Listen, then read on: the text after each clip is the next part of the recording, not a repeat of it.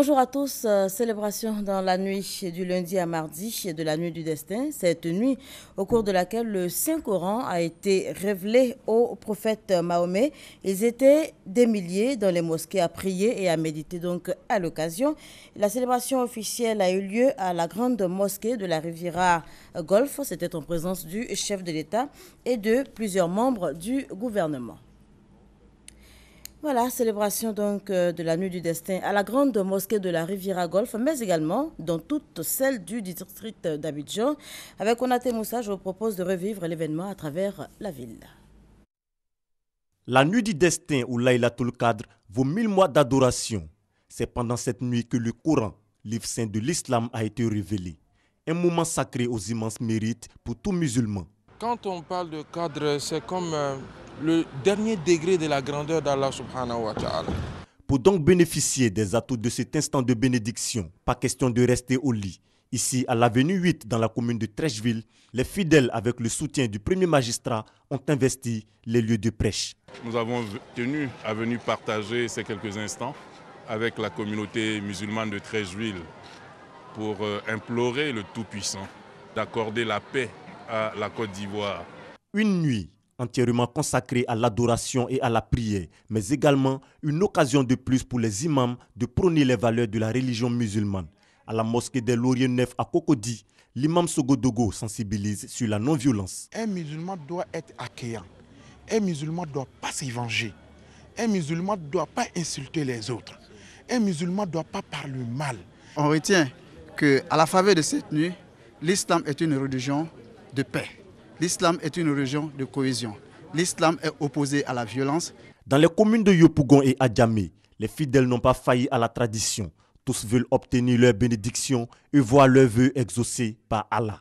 Il y a déjà le jeûne qu'on observe depuis un bon moment. Et il y a aussi des prières. Aujourd'hui, écouter les prêches et beaucoup de conseils. C'est une nuit bénie qui nous permet de prier davantage, plus que l'habitude. De prier le bon Dieu afin d'avoir le bonheur. La nuit du destin ou Laylatul Qadr est située dans les 10 dernières nuits du mois de Ramadan. Elle est célébrée dans la nuit du 26e au 27e jour du jeûne. Et on change de registre pour évoquer à présent la prochaine visite du président Alassane Ouattara dans le district du Woroba. Ce sera à partir du 22 juillet, à quelques jours seulement de l'événement. Eh bien, le ministre d'État, ministre de l'Intérieur et de la Sécurité, accompagné de la ministre de la Santé, était à Kani et à Séguéla. Objectif s'enquérir de l'avancée des travaux de rénovation des infrastructures. En prélude à la visite d'État du président de la République dans le Ourodougou, le ministre d'État, ministre de l'Intérieur et de la Sécurité, Ahmed Bakayoko, a constaté l'état d'avancement des travaux de réhabilitation et de construction des hôpitaux et centres de santé du département. Il était accompagné de la ministre de la Santé et de la lutte contre le sida, Raymond Goudou Kofi, du secrétaire général par intérim du Rassemblement des Républicains et de l'ensemble des cadres de la région. Première étape, le centre de santé Dominique Ouattara, au quartier d'Osso. Puis, la délégation se rend au CHR de la ville. Ici, la réhabilitation des bâtiments est achevée depuis un moment déjà. Le personnel est à pied d'œuvre pour le bonheur des populations.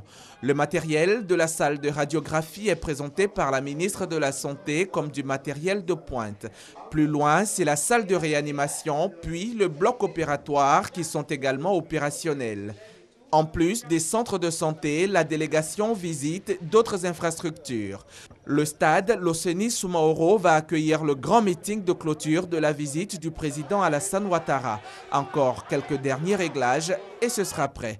Direction la nouvelle cité construite par la SICOGI avec l'appui des cadres. 20 appartements de 4 pièces prêts à recevoir les visiteurs de marque. Pour finir, la délégation se rend sur le chantier de la préfecture où les travaux sont aussi bien avancés. Reste l'ameublement. Les fils du Ourodougou se disent heureux. Leur région est prête à recevoir le chef de l'État. Voilà un reportage signé Hamza Diaby. La ville de Touba se prépare également à recevoir le chef de l'État situé entre Odiéné et Mans. La localité fait sa mue pour être à la hauteur de l'événement. Le constat de Patricia Omouetia. Nous sommes ici ici à Touba, précisément au quartier Gros-Paville. Et comme vous le constatez, les travaux ont commencé dans le cadre du programme présidentiel d'urgence. La ville fait sa mue. Les travaux ont débuté en mars dernier. Bâtiments rénovés, bitume, voies élargies ou reprofilées. Pour le chef de chantier, le délai de livraison sera respecté malgré quelques difficultés. Bon, on a souvent rencontré des difficultés. C'est ce qui même fait que nous sommes un peu à ce stade aujourd'hui. Les déplacements de réseau, voilà, un peu complexes. On a déjà imprégné. Il reste à mettre le bitume. La capitale du Bafing aura sans doute un nouveau visage avant l'arrivée du chef de l'État. Une visite qui ne laisse personne indifférent.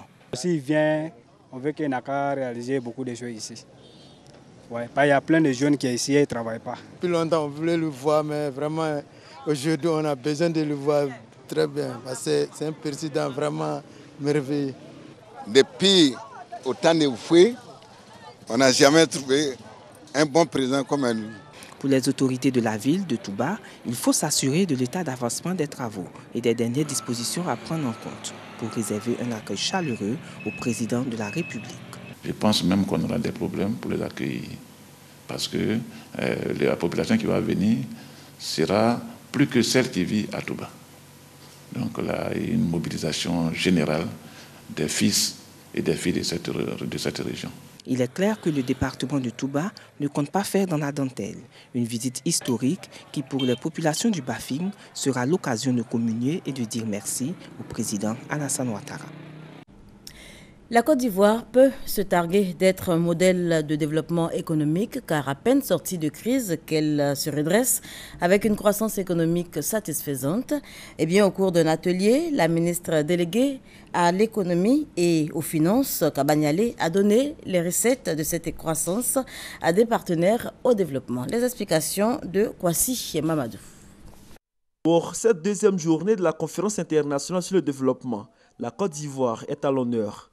Un panel est organisé en collaboration avec le Fonds mondial pour le développement des villes, FMDV, pour aborder la question du financement des collectivités africaines. Au cours de ces échanges, l'UVICOSI, Union des villes et communes de Côte d'Ivoire, et l'Assemblée des régions et districts de Côte d'Ivoire ont présenté les acquis en termes de développement local. Il existe néanmoins, selon le porte-parole, des attentes pour la prise en charge des besoins des populations. Les collectivités territoriales en Côte d'Ivoire bénéficient de trois sources de financement. Il s'agit des impôts partagés, de la dotation de l'État, c'est-à-dire donc les subventions, et puis donc l'autre c'est la fiscalité que les communes sont en mesure de développer. Et il s'agit donc de trouver d'autres voies puisque ces voies ne sont pas suffisantes pour faire face aux défis de développement durable. Pour le Fonds mondial pour le développement des villes, plusieurs mécanismes existent pour accompagner les collectivités. Faire reconnaître les collectivités locales comme les piliers majeurs de la réponse des problématiques urbaines à développer dans les prochaines années. Aujourd'hui, le financement n'est pas un problème de ressources. Les ressources sont là. Au niveau des banques privées, les banques africaines sont en surliquidité. Les bailleurs de fonds, comme la Banque mondiale, ont des lignes de crédit de plusieurs centaines de millions de dollars pour les infrastructures. Face à cette situation, le Conseil des collectivités territoriales de l'espace UEMOA propose. Aujourd'hui, le Conseil des collectivités territoriales est en train de travailler avec l'UEMOA pour la mise en place d'une directive communautaire sur le partenariat public-privé en tant que source de financement innovant. Au terme de ces 4 jours de réflexion, les pouvoirs locaux, la société civile et les gouvernants seront situés sur un mécanisme véritable pour accompagner le développement de leur territoire.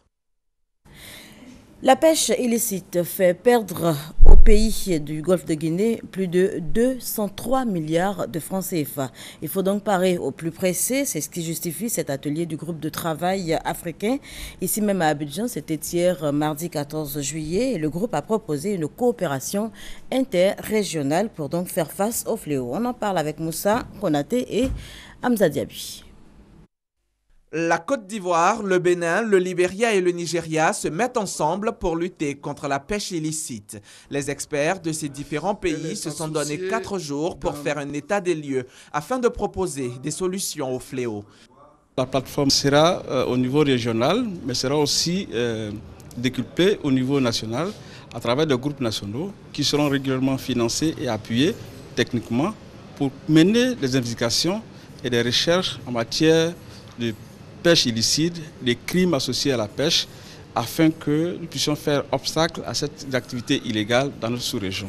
Hélas, aucun État membre du CPCO n'est épargné par ce phénomène qui prospère dans nos eaux, du fait même de la faiblesse structurelle de la plupart de nos États. Faut-il le préciser, la pêche INN a des impacts économiques, biologiques et sociaux très néfastes pour nos pays. La pêche illégale fait perdre plus de 203 milliards aux pays du Golfe de Guinée. Elle provoque aussi de nombreuses pertes en vie humaine et réduit considérablement les produits de pêche sur les marchés locaux. Cette réunion sur la pêche illicite est initiée par le Comité des pêches Centre-Ouest et entièrement financée par l'Agence norvégienne de développement pour une durée de 3 ans. On parle agriculture à présent. Une mission conjointe Banque mondiale, gouvernement de Côte d'Ivoire a sillonné récemment plusieurs villes de l'intérieur du pays pour s'enquérir de l'état d'avancement du programme dit de productivité agricole en Afrique de l'Ouest. Bilan jugé satisfaisant. Eugène Toubé. Séance de travail avec les différentes structures impliquées dans la mise en œuvre du projet et échange direct avec les bénéficiaires. La mission conjointe de supervision Banque mondiale gouvernement ivoirien du PPOAP s'est réjouie et félicitée de l'état d'avancement de ce programme et son impact réel sur les bénéficiaires. Grâce aux technologies améliorées diffusées par le PPOAP, cette dame, pépiniériste de bananes plantains d'Aloa, peut produire et livrer à temps 6000 vivoplants commandés dans les zones centre-ouest et ouest. À partir d'un esplan, qu'est-ce que c'est? C'est un rejet de bananes travaillé qui devient un esplan. Et à partir de ce un seul petit rejet de bananes, vous pouvez avoir de 100 à 200 bananiers. À ce jour, ce sont 409 000 personnes, dont 47% de femmes, qui sont touchées par le PPOAP, programme de productivité agricole en Afrique de l'Ouest. Sur le terrain, la mission a également apprécié les appuis du projet dans le processus d'industrialisation. À Bundiali, Ferke et Korogo, par exemple, 3 coopératives ont été soutenues par le PPOAP dans la création d'unités de production de mangue séchée à l'objectif de réduire les pertes post-récolte estimées à plus de 50%. Autre réussite de PPOAP, 50 boulangeries dont une à Boaké produisent et commercialisent du pain composé obtenu en substituant 15% de farine de blé par de la farine de manioc ou de maïs. Des résultats à l'honneur du PPOAP qui veut les capitaliser et voir utilisés dans les politiques publiques. Hors de chez nous, les Iraniens ont fête toute la nuit d'hier à aujourd'hui, après donc l'annonce de cet accord sur le nucléaire iranien, accord conclu hier à Vienne avec les grandes puissances de la communauté internationale, ce après 12 ans de négociations. Téhéran salue tout simplement cet accord qui inclut la levée progressive de sanctions économiques qui pèsent sur l'Iran. Et c'est tout pour ce journal. Merci de nous avoir suivis. N'oubliez pas, l'information revient à 10h.